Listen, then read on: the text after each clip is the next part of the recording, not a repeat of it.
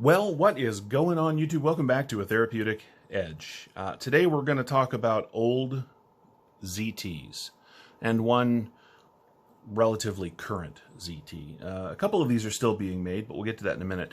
This is the ZT-0560. This is probably one of my top 2 or 3 favorite pocket knives of all time. I came to it late. This one I got in as a review, and the guy that owned it offered to trade with me for some stuff, and so now I own it. And since then I have added some aftermarket barrel spacers and screws. I actually have 2 of these, but we'll get to the other one in a minute. I have long said that the ZT-0562, this is an older one, this is in CTS 204P, it's probably one of just the flat-out best pocket knives of all time. But believe it or not, in my big old hands, this is a full-size knife. Particularly right here, it has always felt just a little pinched. And I very much wished that that wasn't the case. Now, because this 0560 is old enough, I didn't know that they made a bigger one. They do, and this is it. And this is not pinched, and this is perfect for me. I very much wish that ZT would remake these. I'm sure that Rick Hinderer, the guy who designed it, wouldn't mind the income, and I think they would sell like crazy, but they might interfere with Hinderer sales. This is sort of a ZT version of the XM18 and something much closer to the XM24. I've had an XM24, I don't anymore. I still have an XM18, and yet I still think that the ZT-0562 is a better carry. It is a little narrower. These 2 knives together are amazing. So way back in 2011, ZT came out. I know, 2011. It was only 9 years ago, but in knife terms, it was a lifetime ago. ZT decided to release their 056X series. They released this and some other stuff. Look, this is just a phenomenal knife. It's on bearings. It's Elmax steel. It is titanium and G10. It has a beautiful Hinderer-designed blade that cuts like crazy. It's not a razor blade because it starts as a fairly thick chunk of Elmax, but it does do a remarkably good job of slicing. It has a factory deep carry clip, so you don't have to mess with that. Beyond that, it's got a lot of that sort of Hinderer style to it. For my hand, seriously, top 1 or 2, maybe, most comfortable pocket knives of all time, and absolutely one of my all-time favorites. The reason that this has aftermarket screws and barrel spacers on it is because while I was cleaning it one day, I cross-threaded one of the original barrel spacers, and that was stupid. However, MXG Gear still sells aftermarket gear for this, so I picked some up. I also have some originals coming from ZT because they still have the parts, which means I will be able to put this thing back to stock if I want to. You can still get aftermarket scales. There's lots of amazing things you can do. One of the things about this knife that I find so amazing is how everyone has sort of forgotten about it. That's how fast the knife industry moves. 9 years. Many of us have cars that are older than that. We don't think anything of it. Some of us have jeans and boots that are older than that. We don't think anything of it. But in knife terms, things move so fast that stuff that's 9 or 10 years old, man, this is a grandfather. Great-grandfather. And I think it's a shame because I think that there is still an absolute place for this knife, just as it is on the market. Now, they did release something very cool as kind of a follow-up, as it were. A little while after they released this, they decided to make a fancy one. And that is this. This is the ZT-0560 CBCF. It is virtually the same knife, although the milling on the backside is noticeably different. And this one has a 14C28N top of the blade with a copper weld, and below that is S110V.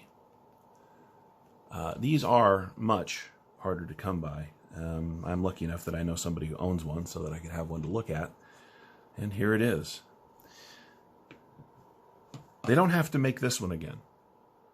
This is a fancy, expensive thing. Although it is very cool if you're into that sort of thing. Some people won't be. Also, the carbon fiber on this one is really nice. This, on the other hand, I think still has as much of a place in the market as its smaller and still very popular cousin or brother here, the 0562. They even make a full tie version of this. So while ZT is, creating all of these knives, these new knives that people keep saying, I wish ZT would make hard use or harder use or bigger, badder knives like they used to. This is what they're talking about. It just is. Now, very recently, ZT has given us this. This is the 0308. Sort of a follow-up to this, the 0300. You can see the lineage. But this isn't really a replacement for this because this is a little fancier. It's got that hole through the body right there, and it's on bearings, whereas this is much more straight-up hard use, this classic Ken Onion designed 0300. But this is sort of a nice follow-up to this, except this is more comfortable, even in my big hands. Now, I love the 0308. I didn't when it first came out, but I have come to really enjoy it. But if they closed this hole and narrowed the scales just a little bit, you'd land back very close to this. So why won't they make this? There are a lot of old ZTs that I wish would make a comeback. Some more than others. I mean, I love the 0200 here, but, it's a tank. I love it, but, but this, for instance, is my slightly modified version of the 0551. This is another classic ZT in LMAX. You can see I've added some aftermarket stuff. Why aren't they making these anymore? Why wouldn't they? I think they'd sell. People are constantly putting out new, bigger, badder, tougher knives. Lean out the LMAX, make it CPM 20CV, sculpt the scales a little bit, and I think these would sell like absolute crazy. I love this knife. There's a separate review coming for this down the way. In the meantime, this is not a bad substitute. Since you can't really find these, they're on the secondary market, but you've got to be careful. It turns out that there were clones made of this, and some of them are very, very good. So only if you're going to go hunt down one of these 0560s, you got to buy it from somebody that you trust, either because of their history or because you know them or because they have got, a lot of positive reviews. Just be careful. In the meantime, this is an excellent stand-in. Right? I don't have the full tie version of this, and I really wish I did because people tell me it's even better than this one. If I had never found this, I would have continued being super happy with the 0562 here. But now that I have found the 0560, I really wish they made it or something like it again. I mean, you can get an XM24, but the XM24 is less comfortable in hand and costs $600. This, when it was new, of course, almost 10 years ago, was $240 or $250. Now, they could sell this. This is $300. They could sell these for the same price, and these would sell because people know this and recognize it, whereas this is ZT's attempt at something sort of new, and hard-use knife users are kind of averse to new. They like the familiar. So what do you get if you were to go get one of these on the market? Well, as I said, it's LMAX steel, which I think is very cool. What do you get? You get 1, 2, 3, and 3/4 inches of cutting on just shy of 4 inches of LMAX steel. From the grip area, from behind the flipper tab, you get 1, 2, 3, 4 full inches of grip before you round the corner. That really is my problem with this. This swell back here, it narrows right where my pinky wants to be, and it makes it a little awkward in my hand. The overall knife is not small. No, it is not. You get 1, 2, 3, 4, 5, 6, 7, 8 and 3/4 inches overall of knife. It's not enormous compared to some knives, but it is a bigger knife. And really, the showstop is this grip area. I mean, come on. I know that I have bigger hands than usual. I know that the 0562 here is probably better for your average knife user, but this is spectacular.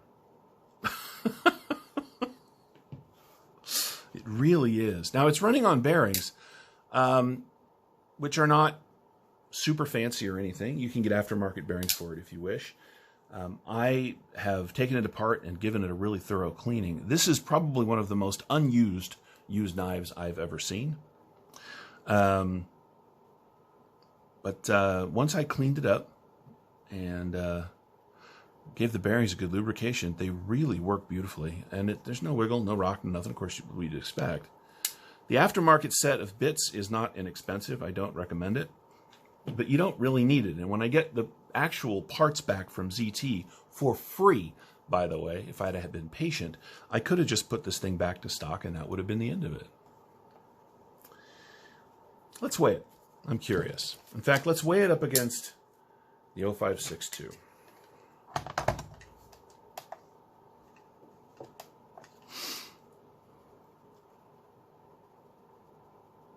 All right, the 0562 comes in at 5.3 ounces, and that's with the carbon fiber scale. The 0560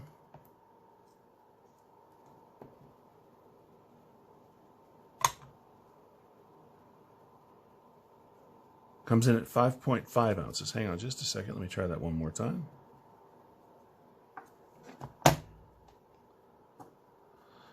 I think this old scale is just about done.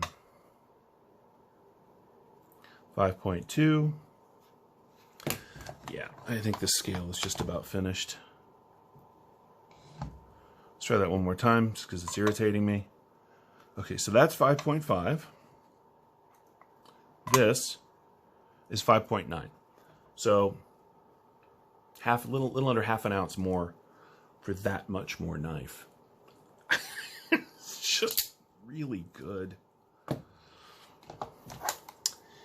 What's my point? Well, my point is this. In this knife world, there is an awful lot of focus on the new. We tend to overlook and forget stuff that's been around a while because the knife industry moves so damn fast. But let me tell you something. If you were having a hard time finding just the right knife for yourself in the modern age, if you're having a hard time finding a knife that suits you with the stuff that's the newest and the bestest and the baddest, don't be afraid to do a little historical, a little diving.